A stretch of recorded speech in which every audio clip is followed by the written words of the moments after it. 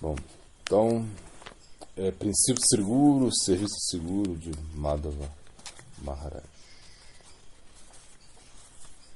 Bom, ele está falando agora do Mahabharata, vai citar o verso do Mahabharata, né? Mahabharata, que é essa grande escritura, né? Mahabharata, a grande história de Bharatavarsha, ou seja, a Índia, né? E o Mahabharata, ele é o nosso Itihasa, ou seja, ele é como um livro de histórias que nos ensinam, né, de uma maneira ou de outra, como devemos atuar, como devemos seguir o Dharma, como devemos entender todo o funcionamento das coisas, né, de uma maneira ou de outra. Então ele está falando que deve-se aceitar qualquer que seja o caminho indicado pelos Mahajanas, né? Então, portanto, o aspirante espiritual é impelido a seguir o exemplo de Prahlada e Bali Maharaj, né? Então são vários Mahajanas, né? São 12 Mahajanas. Mahajana significa essas grandes almas, ou seja, essas pessoas que conhecem o verdadeiro significado da vida, né? Ou seja, eles conhecem o propósito da vida. Então, geralmente as pessoas elas não conhecem o propósito da vida, elas não conhecem o Paradharma, ou seja, o Dharma Supremo. Elas não conhecem isso. Elas conhecem, como eu estava dizendo antes, elas conhecem alguns objetivos na vida, que é se defender, né?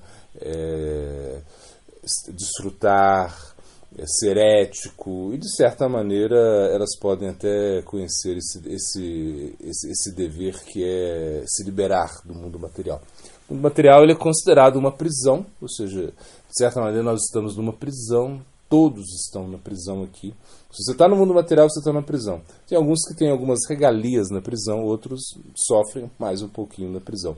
Mas todos estão presos, ou seja, porque a nossa liberdade ela é tolhida no mundo material, né? Ou seja, o mundo material significa o mundo de Maya, o mundo de medidas, o mundo onde você não consegue fazer tudo aquilo que você queira. Ou seja, você não consegue ter uma saúde plena para o resto da sua vida. Você não consegue isso. Em algum momento você vai ter uma gripe, que seja. Você vai ficar resfriado, você vai ter algum probleminha no joelho, enfim. Você não consegue ter uma saúde plena. Você não consegue viver para sempre. Por mais que você possa viver muitos anos, você não vai viver para sempre. Então nós dizemos que esse Maya significa medir. Então, um mundo de medidas. Você está sendo... a você estão impondo, né, medidas. Você está sendo como colocado, como se você estivesse colocando você numa caixa. Você coloca você numa caixinha, né? Por mais que você seja um contorcionista, né? Você não vai ter jeito, você não vai ter muita liberdade. É a mesma coisa. Então o mundo material ele é assim, né? É um mundo de muita opressão. Então Maya ela oprime muito a entidade viva, né? Ou seja, Kama Krodera Dasahana Tara Latikoi Brahmite Jadi Sadvada Poi Tarupadesha Mantra Pichati Palaya. Ou seja, o verso ele diz, né, que a entidade viva ela está sofrendo muito com o quê? Com Kama e Kroda. Então ela sofre muito com a luxúria e com a ira. Ou seja, então ela está sendo castigada. Porque, na verdade, essa propensão que nós temos de querer desfrutar de tudo, né, isso nos traz muito sofrimento. Por quê? Porque você fica muito ansioso para desfrutar de tudo, né?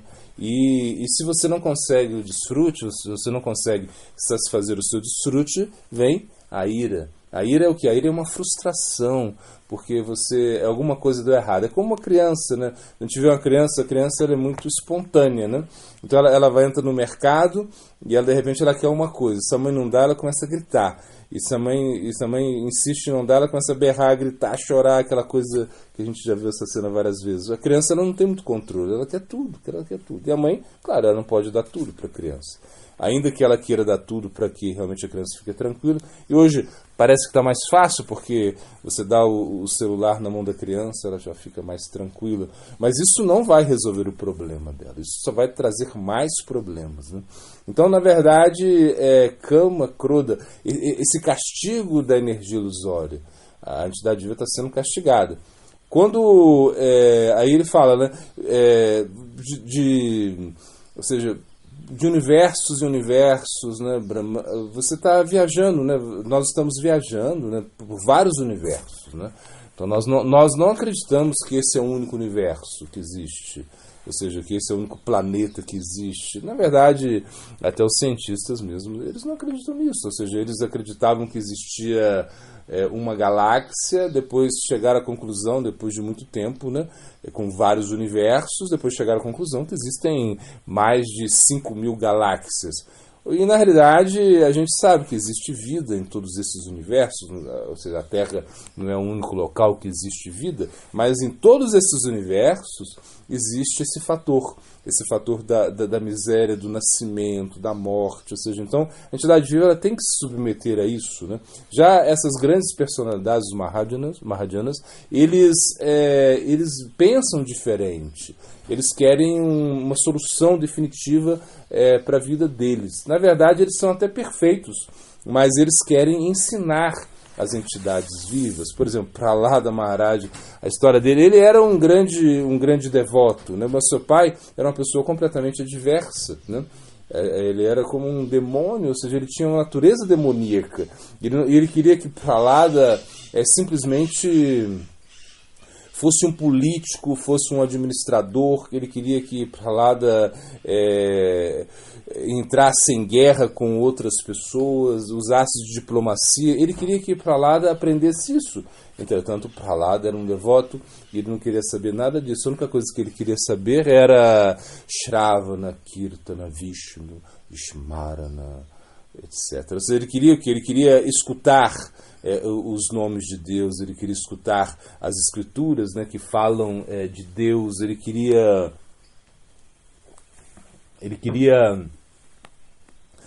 cantar os nomes de Deus, ele queria glorificar a Deus, queria lembrar de Deus, ele queria aprender isso. Na verdade, ele já sabia, né, muitas coisas, mas a história de Prahlada é muito interessante. Por quê? Porque ele vai contra o seu próprio pai, né? E Bali Maharaj também, ele cita aqui, porque são dois Mahāyanas, né? Prahlada e Bali Maharaj. Então essas pessoas que conhecem o significado profundo, né, das escrituras, que conhecem o significado profundo do coração, ou seja, o significado profundo da existência espiritual. Então Bali Maharaj. Bali Maharaj também, ele era o neto de Prahlada Maharaj e era uma grande personalidade que havia conquistado o universo inteiro, né? Assim se explica. Mas ele acabou entregando tudo isso a Vishnu, né? E também negando a instrução do seu guru, que disse que era para ele não entregar nada, que ele tinha que ter medo dessa pessoa que estava pedindo caridade para ele. Mas ele estava disposto a entregar tudo. Na realidade, quando você segue os Mahāyanas, você tem uma garantia que você vai alcançar a perfeição. Por quê? Porque eles são perfeitos, né? Então, se nós seguimos as pessoas que são perfeitas, nós conseguimos também alcançar a perfeição. Então, na realidade, existe um processo também para você alcançar a perfeição. Então, por isso que nós temos que conhecer. Os Mahāyanas, eles nos mostram qual é a meta. Eles nos mostram como você vai ter que fazer e por que você tem que fazer. Então, eles nos dão o Sambandha, que é esse conceito inicial, preliminar, onde você está e por que você sofre e como você pode sair desse sofrimento, esse Sambandha. Eles te dão o processo, que é a Abhideya, ou seja, eles vão te dizer para você meditar, para você cantar, para você se preocupar com coisas que realmente são muito importantes, e ao mesmo tempo eles vão entregar para você a meta, que é o Prayojana, ou seja, a meta última da sua vida. Ou seja, você está aqui para quê? Para desenvolver amor por Deus.